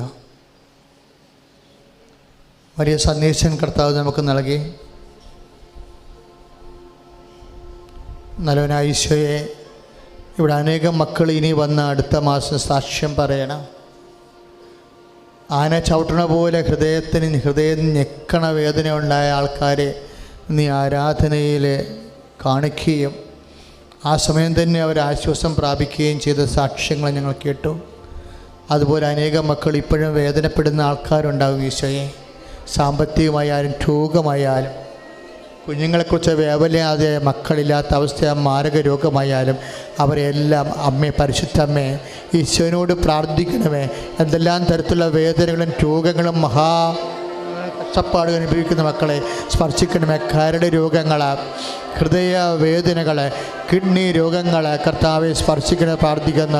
നടുവേദനകൾ കർത്താവെ, അസ്ഥിവേദനകൾ കർത്താവെ, രക്തവാദങ്ങൾ ഈശോയെ, കണ്ണ് കാണാത്തവർ, ചെവി കേൾക്കാത്തവർ കർത്താവെ, കുഞ്ചിക്ക് വേദനയുള്ള, ക്യാൻസറിന് മുഴയുള്ളവർ കർത്താവ്, സിസ്റ്റ് വളർന്നിരിക്കുന്നവർ, മക്കൾ ഇല്ലാത്തൊരു മുഴ ഉള്ളവർ യേശു ക്രിസ്തുവിന്റെ നാമത്തിൽ സൗഖ്യം പ്രാപിക്കട്ടെ. ഹല്ലേലൂയ, ഹല്ലേലൂയ, ഹല്ലേലൂയ, ഹല്ലേലൂയ. കരങ്ങൾ ഉയർത്തിക്കൊണ്ട് സ്തുതിക്കട്ടെ. കർത്താവേ, സൗഖ്യദായകനായ ദൈവമേ, ഹല്ലേലൂയ. ദൈവത്തിന്റെ പക്ഷത്തെങ്കിൽ ഹല്ലേലൂയ, ഹല്ലേലൂയ. സൗഖ്യം നൽകുന്ന ദൈവമേ, ആരാധിക്കുന്നു, സ്തുതിക്കുന്നു. Hallelujah, hallelujah. മക്കളെ, നമ്മൾ എപ്പോഴും ശ്രദ്ധിക്കേണ്ട ഒരു വിഷയമുണ്ട്. നമ്മൾ എന്ത് ചെയ്താലും അതിൻ്റെ ആസ്തി എന്ന് പറഞ്ഞാൽ എന്താ? നമ്മൾ അതിൻ്റെ അകത്ത് ആട്രിബ്യൂട്ട് ചെയ്തിരിക്കുന്ന വിശ്വാസമാണ്, അല്ലേ? പ്രളയത്തെക്കുറിച്ച് 3 സാക്ഷ്യങ്ങളാണ് ഇപ്പോൾ ഇതുവരെ കേട്ടത്. വരാപ്പുഴ സൈഡിൽ നിന്നൊരു സാക്ഷ്യം കേട്ട്. അവർ 8 പേര് ഒരുമിച്ച് ഒരു സ്ഥലത്ത് നിന്ന് ഉടമ്പടി ചെയ്തതാണ്. അപ്പോൾ അവർ പറയണ ആ ഉടമ്പടി ചെയ്ത് 8 പേരുടെ വീട്ടിൽ മാത്രം വെള്ളം കയറിയില്ല. അപ്പോൾ അവിടെ മുമ്പിലുള്ള റോഡിൽ കൂടി ആൾക്കാർ വള്ളത്തെ പോകണ കണ്ടെന്ന്. ആ സാക്ഷ്യം കേൾക്കണം നമ്മൾ. ആ 8 പേരുടെ വീട്ടിൽ വെള്ളം കയറിയില്ല, അവിടെ മുമ്പിലുള്ള റോഡിൽ കൂടി ആൾക്കാർ വള്ളത്തിൽ പോകണത് കണ്ടെന്ന്. അപ്പം അത്രയും, അതായത് അപ്പം നിങ്ങളവർക്ക് നിങ്ങളും ചില ആൾക്കാർ ഇപ്പോൾ ഇന്നൊരു സാക്ഷ്യം കേട്ടില്ലേ, തെളിനീര് പോലെ വന്നിറങ്ങിപ്പോയെന്ന്. അത് കഴുകി തുടച്ച് മാറ്റി, അതായത് ഒരു ഡാമേജും വരുത്തിയില്ല എന്ന്. അതെന്താണ്? ഓരോരുത്തരും ആട്രിബ്യൂട്ട് ചെയ്യുന്ന വിശ്വാസമാണ്. ചില ആൾക്കാർ ഇങ്ങനെ ഇടിച്ചു തല്ലി വന്നിട്ട് ഞങ്ങൾക്ക് പോകണമെന്ന് പറഞ്ഞ് ഉടമ്പടി ചെയ്ത് പോകും. ചില ആൾക്കാർ പ്രാർത്ഥിക്കാൻ മറന്നു പോകും. ചില ആൾക്കാർ ദൈവികമായ ചൈതന്യത്തോടു കൂടി അതിനെ സൂക്ഷിക്കും.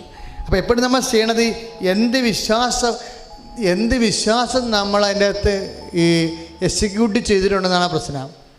അതാണ് അതിൻ്റെ പവറെന്ന് പറയണത്.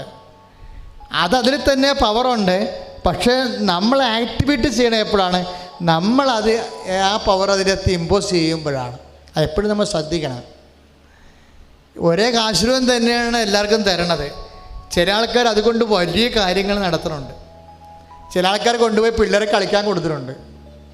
അവിടെയൊക്കെ പ്രശ്നം വന്നിരിക്കുന്നത്. ഉടമ്പടി കാശുരൂപം പാസ് ചെയ്യാൻ പാടില്ലാത്തതാണ്.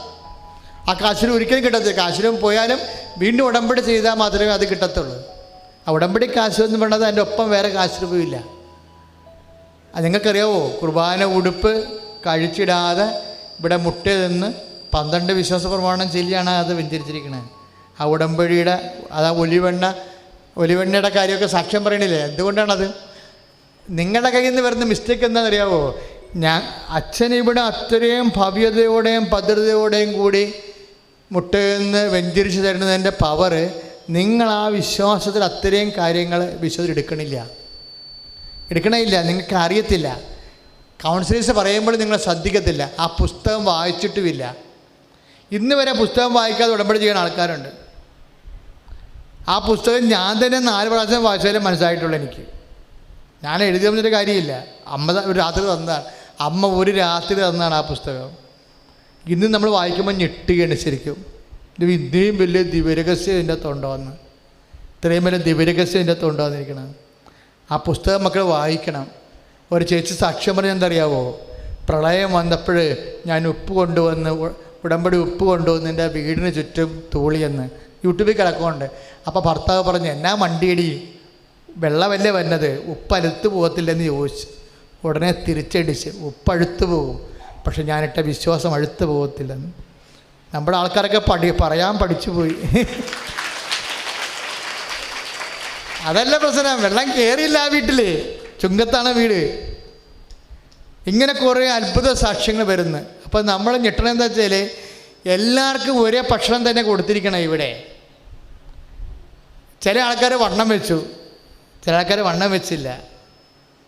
അപ്പം അത് ഇനി മുതലെങ്കിലും ശ്രദ്ധിക്കണം. അത് പ്രത്യേകിച്ച് ഉടമ്പടിയും തരണ സംഭവം ലോകത്തൊരിടത്തും ഇല്ലാത്തതാണത്.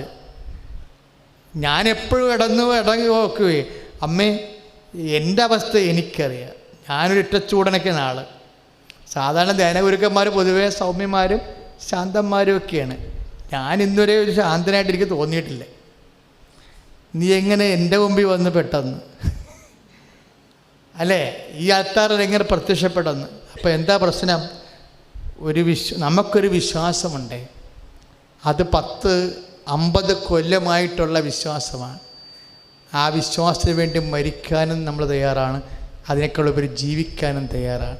അത് അക്ഷരാർത്ഥത്തിലാണ് വിശ്വസിക്കുന്നത്. സെമിനാരി പഠിക്കുന്ന കാലത്ത് കുർബാനയ്ക്ക് ധൂപിക്കണ സമയത്ത്, കുർബാനയുടെ സമയത്ത് ധൂപിക്കാൻ വേണ്ടി വെള്ളെ വിട്ട് പോയി നിൽക്കുമ്പോൾ മോൺസിഞ്ഞർ എന്നോട് പറഞ്ഞു, ഇത്രയും കുമ്പിടേണ്ട കാര്യമില്ലെന്ന്.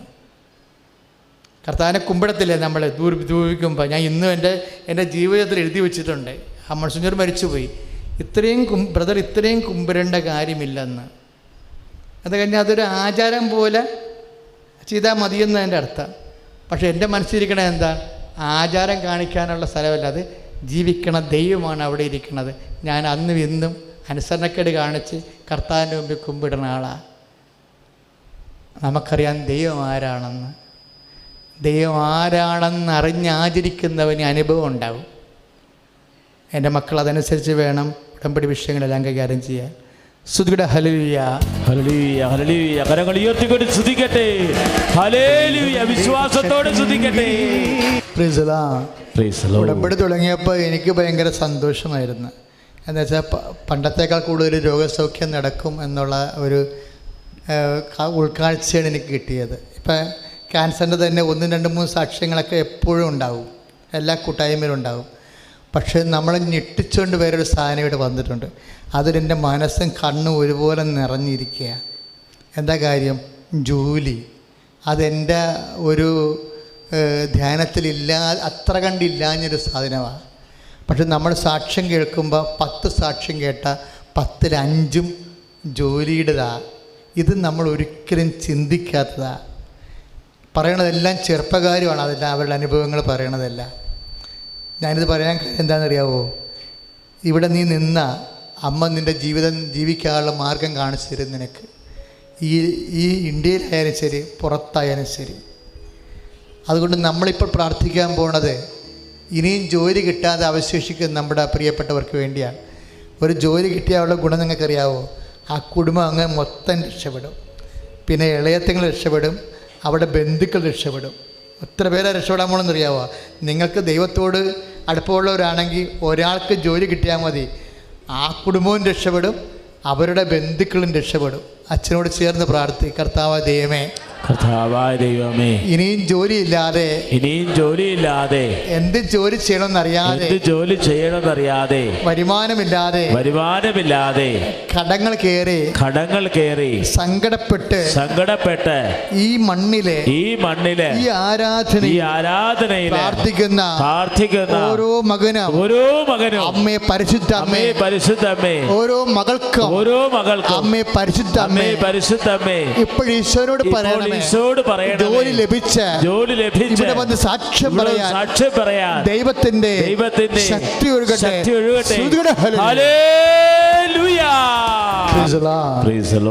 ഈ ഉടമ്പടി തുടങ്ങിയതിന് ശേഷം ഇപ്പൊ 2 കൊല്ലമായില്ലേ തുടങ്ങിയിട്ട്, 2015 തുടങ്ങിയ സെപ്റ്റംബറിൽ 3 കൊല്ലമായി.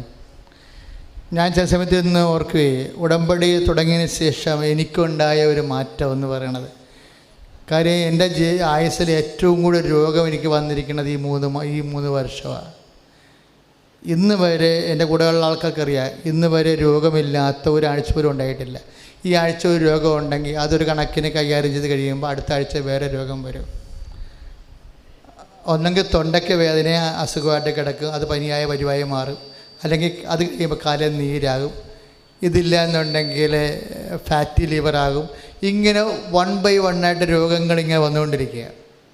എന്നിട്ട് ഈശോ അതെല്ലാം ഈ ശുശ്രൂഷ മുടങ്ങാതിരിക്കാൻ വേണ്ടി ഈശോ അതെല്ലാം ക്രമീകരിക്കും. പക്ഷേ ഞാൻ ഓർക്കും, കർത്താവ് എന്തുകൊണ്ടാണ് ഇങ്ങനെ പണ്ട് ഉടമ്പടിക്ക് മുമ്പിട്ട് ഇത്രയും രോഗങ്ങളില്ലായിരുന്നല്ലോ, എന്തുകൊണ്ടാണ് ഇപ്പോൾ ഇത്രയും രോഗങ്ങളുള്ളതെന്ന് ഞാൻ ഓർക്കും. എന്താ കാര്യം എന്നറിയാവോ? അത് ഭയങ്കര ഒരു അനുഗ്രഹമാണ്, ഭയങ്കരമായ അനുഗ്രഹമാണ്. എന്ന് വെച്ച് കഴിഞ്ഞാൽ ഇവിടെ ഈ നമ്മുടെ കൃപാസനം പത്രത്തെ നോക്കിയാൽ സൂപ്പർ സ്പെഷ്യാലിറ്റി ആശുപത്രികൾ പോലും ഉപേക്ഷിച്ച ആൾക്കാരെയാണ് അമ്മ സുഖപ്പെടുത്തുന്നത്. ഞാൻ രോഗമില്ലാതെ ആരോഗ്യമുള്ളവനായിട്ട് ഇരുന്നാൽ നിങ്ങൾ രോഗമായിട്ട് വരുമ്പോൾ എൻ്റെ ആരോഗ്യസ്ഥിതിക്ക് നിങ്ങളുടെ വേദന എനിക്ക് മനസ്സിലാവത്തില്ല. ഇപ്പോഴെന്താ സംഭവം എന്നറിയാവോ? ഒരാൾ വയറ് വേദനയാണെന്ന് പറയാൻ ഞാൻ വയറെ കൈ വെക്കും. അപ്പ എന്താ കാര്യം? വയറ് വേദന എന്താണെന്ന് എനിക്കറിയാം. ഒരാളിന് ശ്വാസം മുട്ടാണ്, അച്ഛാ ഉറക്കമില്ലെന്ന് പറഞ്ഞാൽ ഞാൻ നെഞ്ചത്ത് കൈവെക്കും. സ്ത്രീകളാണെങ്കിൽ മുതുകത്ത് ഞാൻ കൈവെക്കും, കയ്യത്ത് വിശ്വാസപ്രമാണം ചൊല്ലും. ഇപ്പോൾ ഞാൻ ശ്രദ്ധിക്കും, കാരണം മുതുകത്തൊക്കെ കൈവച്ച് പ്രാർത്ഥിക്കുമ്പോഴേ ഇപ്പോൾ കുറേ വായുനോക്കികളൊക്കെ ഉള്ളതല്ലേ, വേണമെങ്കിൽ അവർ അതെടുത്ത് ഫേസ്ബുക്കിൽ ഫോട്ടോ എടുത്ത് ഇടുക. അതൊക്കെ ഞാൻ ആളൊക്കെ പരിസരമൊക്കെ ശ്രദ്ധിച്ചിട്ട് മാത്രമേ ഞാൻ മുതുകത്തൊക്കെ കൈവെക്കത്തുള്ളൂ. അല്ല, നമുക്കറിയാമല്ലോ സെക്കൻഡുകൾക്കുള്ളിൽ സാധനം കത്തിപ്പിടിക്കും. ചില ആൾക്കാരും ഈ പിശാച് പ്രവർത്തിക്കുമല്ലോ, ധ്യാനകേന്ദ്രം നശിപ്പിക്കാൻ വേണ്ടി പിശാച് പ്രവർത്തിക്കത്തില്ലേ. അപ്പോൾ അതുകൊണ്ട് എല്ലാം ശ്രദ്ധിച്ചാണ് നമ്മൾ പരമാവധി നോക്കണം. പിന്നെ ഞാൻ പറഞ്ഞ അമ്മേ കുറേയൊക്കെ എൻ്റെ കയ്യിൽ നിന്ന് പോകും കേട്ടാ, നീ നോക്കിയേക്കണം എന്ന് പറയും, നീ നോക്കിയേക്കാൻ പറയും. പക്ഷേ എന്നാലും മുതുകത്ത് നമ്മൾ കൈവെക്കും. കാലിലാണെങ്കിൽ കുനിഞ്ഞിരുന്ന്, ഇപ്പോൾ ഒരു സാധ്യത കുനിഞ്ഞിരുന്നിട്ട് കാലെ തൊടും. എന്താ കാര്യം? ആ കാലും വരച്ചുകൊണ്ട് എന്തെല്ലാം ജോലി ചെയ്യേണ്ടതാ? അമ്മ ഒടുങ്ങിക്കിടന്നാൽ മക്കളെല്ലാം ഒടുങ്ങിക്കിടക്കും. അപ്പൻ ഒടുങ്ങിക്കിടന്നു കഴിഞ്ഞാൽ പിന്നെ വരുമാനം മുട്ടും. അതൊക്കെ നമ്മുടെ മനസ്സിലുണ്ട് ഈ സംഭവം. അപ്പം അത് നമ്മൾ ആ ഒരു കാര്യം നമ്മൾ ഇരിക്കുമ്പോൾ കർത്താവിന് അറിയാൻ പറ്റും. അത്രയും നമ്മൾ താഴെ കുത്തി ഇരിക്കുമ്പോൾ ആ കുഞ്ഞിനെ സുഖപ്പെടുത്തേണ്ടതാണ്, അല്ലെങ്കിൽ കുടുംബം മുടങ്ങിപ്പോകുമെന്ന് പറയാൻ വേണ്ടി പറയാതെ അവൻ പറയുകയാണെന്ന് ഈശോയ്ക്ക് മനസ്സിലാകും. അപ്പം എന്താ പ്രശ്നം വെച്ച് കഴിഞ്ഞാൽ, നിങ്ങളുടെ രോഗങ്ങളെ കൃപാസനത്തിന് മനസ്സിലാകാൻ വേണ്ടിയാണ്. എന്നിട്ട് ഞാൻ എളിമപ്പെട്ടിട്ട് എനിക്കത് മനസ്സിലാവണം. നിങ്ങൾ എന്തുമാത്രം വേദന അനുഭവിക്കുന്നുണ്ട്, എന്തുമാത്രം പ്രയാസം എനിക്ക് മനസ്സിലായാൽ ഞാൻ ആ തീക്ഷ്ണതയോടെ പ്രാർത്ഥിക്കും. അല്ലെങ്കിൽ സാധാരണ അനുഷ്ഠാന പ്രാർത്ഥന പോലെ സാധാരണ പ്രാർത്ഥന പ്രാർത്ഥിച്ചു പോകും. സാധാരണ പ്രാർത്ഥനയിൽ ഒരു കഥയുമില്ല മക്കളെ. കാമ്പെ തൊടണം, ശരിക്കും ദൈവത്തിൻ്റെ ഹൃദയത്തെ തൊടണം എന്നുണ്ടെങ്കിൽ നമ്മൾ സിൻസിയർ ആയിരിക്കണം ഈ വിഷയത്തിൽ. അത് നിങ്ങൾ ഞങ്ങൾക്ക് വേണ്ടി പ്രാർത്ഥിച്ചാലും പരസ്പരം പ്രാർത്ഥിച്ചാലും ആത്മാർത്ഥതയോടെ പ്രാർത്ഥിക്കണം. നമ്മുടെ രോഗികൾ സുഖപ്പെടണം. നിങ്ങൾ സുഖപ്പെട്ട് കഴിഞ്ഞാൽ മറ്റുള്ളവരെ നിങ്ങൾ ശുശ്രൂഷിക്കണം. കർത്താവിൻ്റെ നാമത്തിൽ പ്രാർത്ഥിക്കുക. കർത്താവായ ദൈവമേ, കർത്താവായ ദൈവമേ, ഈ ധ്യാനത്തിൽ പങ്കെടുക്കുന്ന മുഴുവൻ രോഗികള്, ഉദര രോഗികള്, ക്യാൻസർ രോഗികള്, രക്തവാതക്കാര്, തൈറോയിഡുകാര്,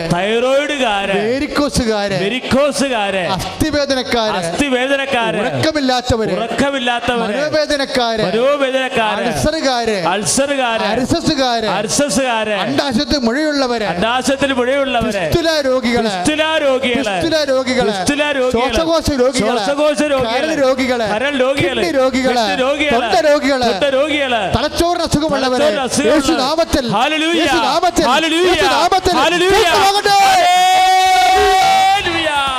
കർത്താവേ, അങ്ങ് നൽകുന്ന സൗഖ്യത്തെ കൊണ്ട് നന്ദി പറയുന്നു. ഹല്ലേലൂയ. പരിശുദ്ധപരമ ദിവ്യകാരുണ്യത്തിന് നേരവും ആരാധനയും സ്തുതിയും പുകഴ്ചയും ഉണ്ടായിരിക്കട്ടെ. മക്കളെ, കുഞ്ഞുങ്ങളില്ലാത്തവർക്ക് വേണ്ടി പ്രാർത്ഥിക്കാൻ പോവുകയാണ്. പിന്നെ ഭാര്യ ഭർത്താക്കന്മാർ, എനിക്ക് ഏറ്റവും വലിയ സങ്കടമായ ഒരു രോഗമാണ് സംശയം വന്നാൽ ജീവിതം പോകും. പിന്നെ ഇങ്ങനെ കേസൊക്കെ ആയിട്ട് പോണില്ലേ, ഭാര്യ ഭർത്താക്കന്മാർ തമ്മിൽ കേസില്ല. ഇപ്പോൾ ഒത്തിരി കേസുകൾ വരുന്നുണ്ട്. നിങ്ങളായിട്ട് കേസ് ഉണ്ടാക്കരുത്. വരുമാന പ്രശ്നമായാലും അല്ലാത്ത പ്രശ്നമായാലും നിങ്ങളുടെ ഏറ്റവും വലിയ വരുമാനം പരിശുദ്ധാത്മാവും ദൈവമാണ്. നിങ്ങളായിട്ട് കേസ് ഉണ്ടാക്കരുത്. ഇപ്പോൾ രൂപത പോലും പല സമ്മർദ്ദങ്ങൾ കൊണ്ടും ഒത്തിരി പേര് ഇങ്ങനെ വിവാഹം നടന്നിട്ടില്ല എന്നൊക്കെ പ്രസ്താവിച്ച് കുടുംബങ്ങൾ പല രീതിയിൽ വരുന്നുണ്ട്. പിന്നെ വേറെ ഒരാളെ പോയി നമ്മൾ കെട്ടുന്നതാണ്. പക്ഷേ ഉള്ള പ്രോബ്ലം എന്ന് വെച്ച് കഴിഞ്ഞാൽ നമ്മളിപ്പോൾ പൈസയും ലാഭം രൂപയും നഷ്ടമെന്നുള്ള പോലെയാണ് സംഭവം. ആരെയും കല്യാണം കഴിക്കാൻ പാടില്ലാത്തതായിട്ട്, കൂടെ ജീവിക്കാൻ പാടില്ലാത്തതായിട്ട് ഒന്നുമില്ല. എല്ലാത്തിനും കൃപ കിട്ടിയാൽ മതി. കൃപ ഇല്ലാത്തത് കൊണ്ടാണ് ഏറ്റവും നല്ലവർ പോലും തമ്മിൽ പിരിയണത്. നിങ്ങൾ പിരിഞ്ഞ് കഴിഞ്ഞ് 10 കൊല്ലം കഴിയുമ്പോഴാണ് ഓർക്കുന്നത്, അങ്ങനെ അത് കൊള്ളാമായിരുന്നില്ല, അന്നത്തെ ഒരു ഇമോഷണൽ സ്റ്റേച്ചർ കൊണ്ട് പിരിഞ്ഞതാണല്ല എന്നൊക്കെ ഓരോരുത്തരും മനസ്സിൽ വിചാരിക്കുന്നുണ്ട്. കാര്യം മനുഷ്യൻ അല്ല, തിരിച്ച് പുരുഷന്മാരങ്ങനെ ചിന്തിക്കുന്നവരുണ്ട്. പക്ഷെ ആരും അംഗീകരിക്കുന്ന കാര്യം അബദ്ധം പറ്റിയില്ലേ. പരമാവധി അബദ്ധം പറ്റാതെ കർത്താവിനോട് കൃപ ചോദിക്കണം. കല്യാണം എന്ന് പറയുന്നത് ഒരു കൃപയുണ്ടെങ്കിൽ, ഇപ്പം നിൻ്റെ ജീവിത പങ്കാളി നീ പറയണ പോലെ തന്നെ അത്രക്ക് മോശമാണെന്ന് തന്നെ വിചാരിച്ചോ. അത്രക്ക് മോശമാണെങ്കിൽ അതിനേക്കാൾ വലിയ കൃപ തരാൻ ദൈവത്തിന് കഴിയും, നിനക്ക് തരാൻ കഴിയും. ഒരു പക്ഷേ നീ കുറച്ച് കാലത്തേക്ക് ഭൂമിയിൽ കുറച്ച് കഷ്ടനഷ്ടങ്ങളിലൊക്കെ ജീവിച്ചു കഴിഞ്ഞാലും ചിലപ്പോൾ ഈ ഒരൊറ്റ കാര്യം കൊണ്ട്, ഈ ഒരൊറ്റ കല്യാണം കൊണ്ട് നിത്യത നിൻ്റെ സ്വന്തമായി മാറും. ഭൂമി നീ സ്വർഗം ഉണ്ടാക്കിയാലും 40 കൊല്ലത്തെ സ്വർഗമാണ്. പൊട്ടനും പൊട്ടിയുമായത് കാരണം 40 കൊല്ലം 4000 കൊല്ലം വരെ തോന്നണമെന്നേ ഉള്ളൂ. കർത്താവിൻ്റെ കൂടെ ജീവിക്കുകയാണെങ്കിൽ അത് നിത്യത വരെയാണ് ആ ജീവിക്കണത്. പക്ഷെ ഈ ഭൂമിയിൽ ഒരു കുരിശ് നമ്മൾ എടുക്കുകയാണെങ്കിൽ, ഈശോൻ്റെ നാമത്തിൽ എടുക്കുകയാണെങ്കിൽ അത് നിത്യത നമുക്ക് നേടിത്തരാൻ വേണ്ടി ദൈവത്തിൻ്റെ സംവിധാനമാണ്. അക്രിസ്തർ പോലും ഉടമ്പടി ചെയ്തിട്ട് തന്നെത്താൻ പോയി ഹൈക്കോടതിയിൽ പോയിട്ട് കേസ് പിൻവലിച്ചിട്ട് വന്ന് സാക്ഷ്യം പറയണത് നിങ്ങൾ ഈ വേദി കേട്ടതല്ലേ.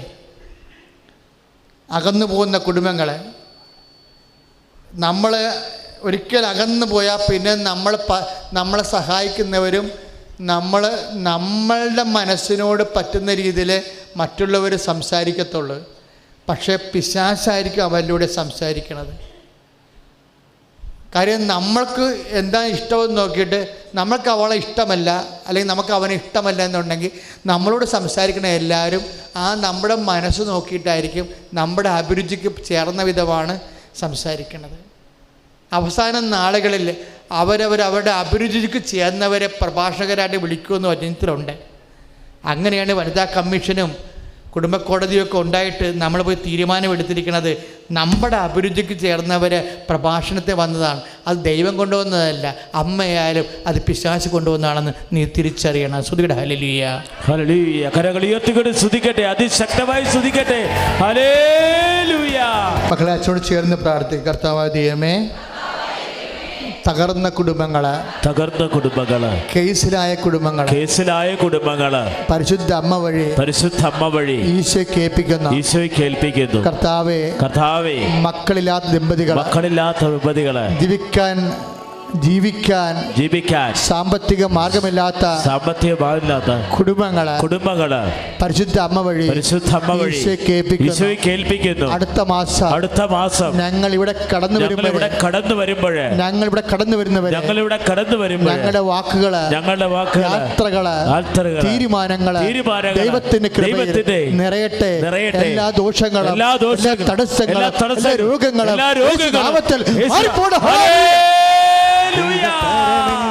കർത്താവായ ദൈവമേ, അത്ഭുത പ്രവർത്തിക്കുന്നതിനെ ഓർത്ത് നന്ദി പറയുന്നു. കൈകൾ ഉയർത്തി അടിക്കട്ടെ. ആമേൻ. നിറച്ച വസ്തു ഉയർത്തി പിടിക്കുക.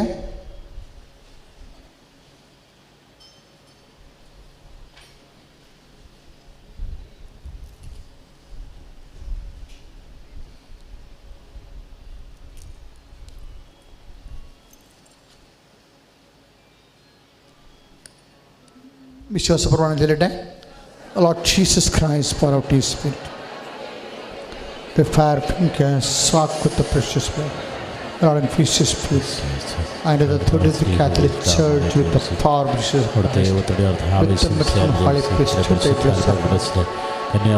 എൻ്റെ കർത്താവിൻ്റെ ഉന്നതമായ നാമത്തിൽ വസ്തുക്കളെ ഈശോയുടെ